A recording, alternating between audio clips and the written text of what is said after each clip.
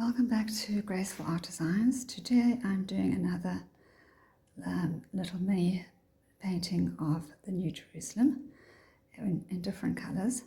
This time I'm starting with a dark blue mixture because over that I'm going to be pouring a pearlescent paint, it's Amsterdam Pearl Blue, and it only shows up if you pour it over a dark color, and so you can use black or blue or whatever shade you're using, something close. Although it doesn't really seem to matter. I've used green on blue and it still shows up as green, so it doesn't really matter. Anyway, so that's for where the buildings are going to be.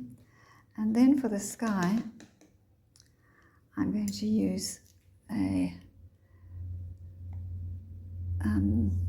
it's not a Prussian blue. It's close to Prussian blue. I'll have to check the name, but it's transparent, and I want it to be transparent.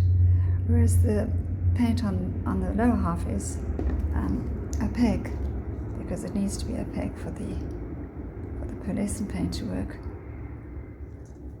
different with the top. So I'm going to just pour this out, and then I'll be spread it out, and then I'll be back. So I've poured out the pearlescent paint. As you can see, it's very white. It comes out white, but it will turn blue.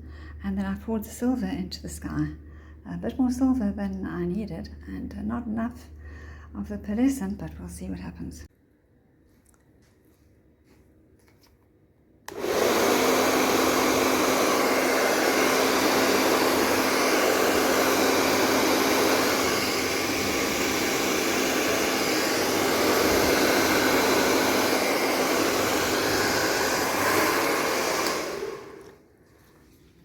So I think I need to blow this out with my mouth. Well, it's very pretty, but I think that it's a pity I used the hairdryer and wasn't focused enough to see how it was actually just blowing right off the canvas. And it was a better result with my mouth.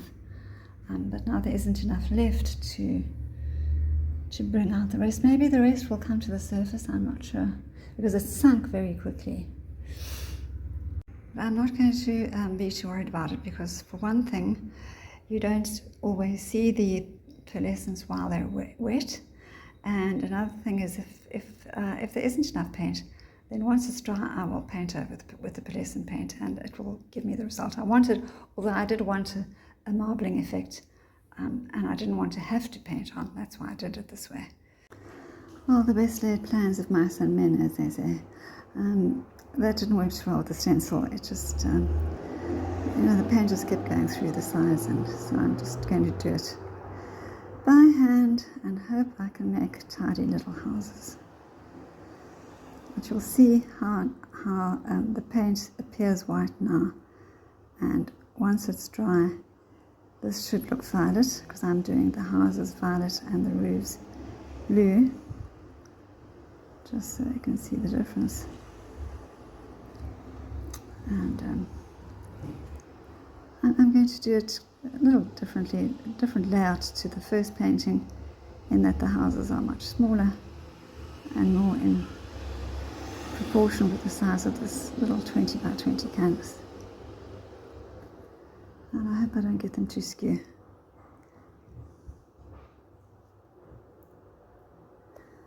So I'll continue, and I'll bring you back when the canvas is covered with enough houses. So it's working quite well with this little flat brush. It's a size 6, and because you just use the flat part like that and pull the colour across, and then the other side is not always so perfect.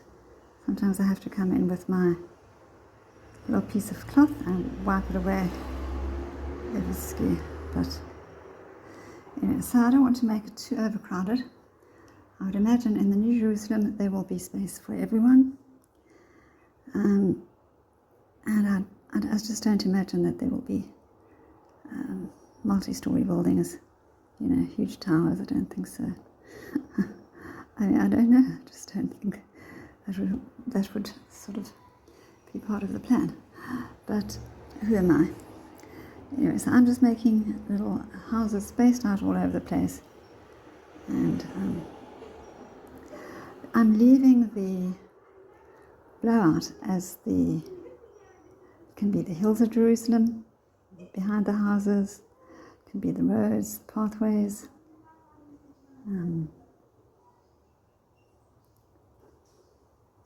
It's just, a lovely soft effect. Because obviously one can't really think about things like that in the New Jerusalem. What roads will be made of, what paths will be made of. Will there be trees, will there be plants? One can think about it, but just one has no answer really.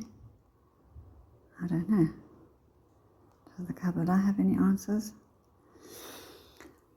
Does the Torah have any answers anyway? I have no idea. So, I think that's about it. I'm not going to do more than that. And then I'm going to do the little flat roofs on some of them and the little rounded roofs on others. So much for my stencil, it's just not going to be used. Although it was useful in the first painting for the roofs, but I don't know if I'll try it again with this one. I carried on painting layer after layer, and I think you can now see the mauve around the roofs and the side wall, and the blue in the front. But I think it's still lacking something. And I don't have pearl green, although I do have pearl yellow, so I'm going to use the pearl yellow to make some trees, and maybe I'll use silver, I'll see, and just to, add something more to it. It is going to be an amazing place, the New Jerusalem. I'm sure it will be, by design, something spectacular, which we can't even begin to imagine. But I just wanted to represent, my ideas of what it will look like by using these pearlescent paints to just show the reflection of light and of God's glory and of His omniscience, His omnipresence, His majesty, all of those things that are just, I think, best reflected in materials that are light, translucent, and just have a glow from within. So whether they will have a glow, whether they will actually be made from those kind of materials or not, I just believe that there will be a glow from within and from without. His light will be everywhere. And so my next painting, I'm going to try to do something different with a palette knife, and I'm not sure if I'll use oils for that, but it will be in a more natural sort of materials, and I don't know if using the palette knife will be any different. So I won't use any metallics for that, but I'll just use, make it glow with different color oil paints.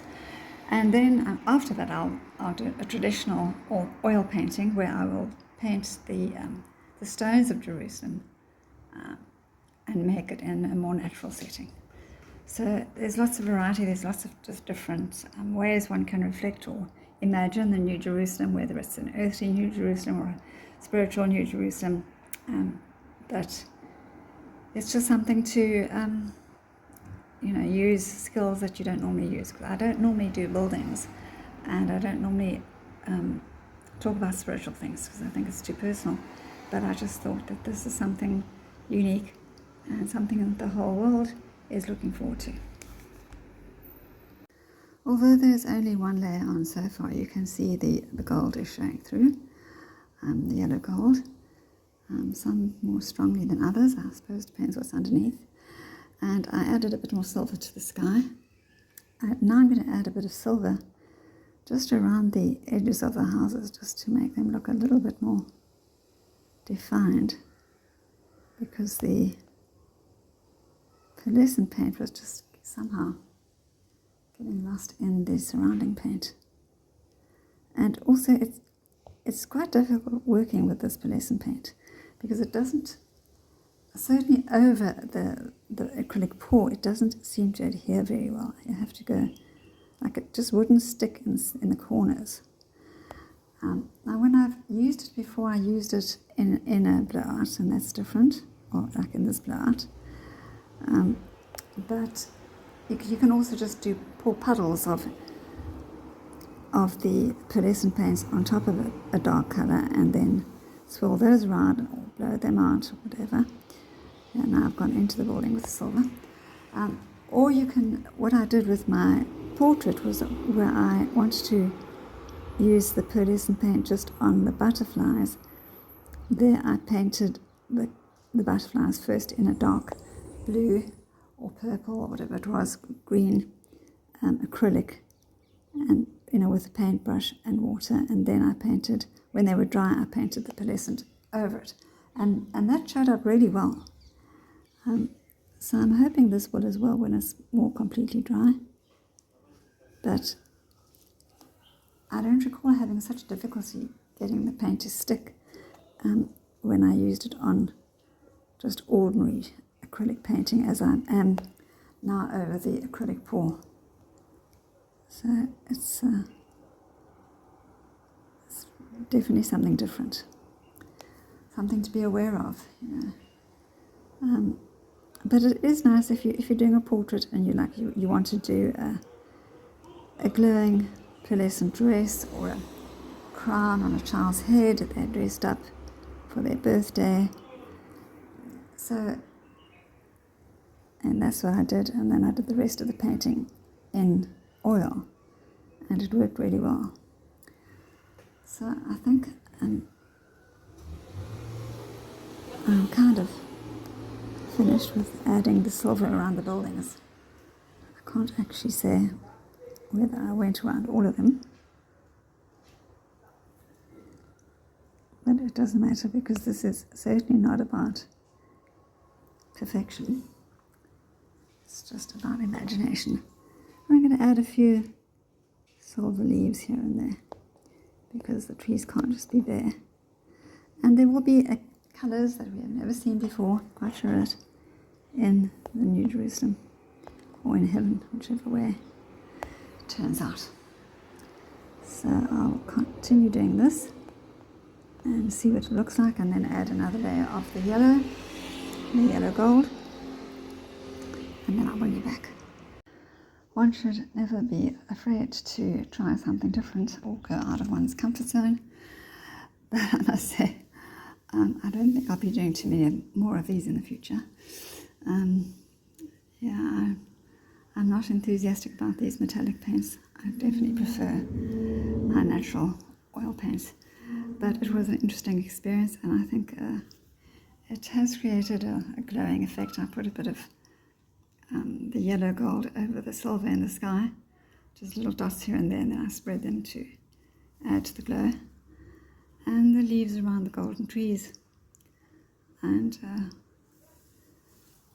the shimmering, I suppose you could call it alabaster houses. The blue is showing through, and the purple is also showing through nicely, but I mean, it's actually better in reality than it's showing through on the camera.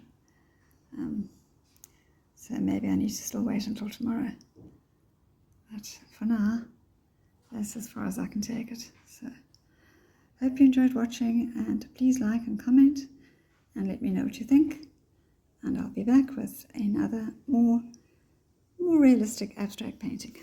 Bye for now.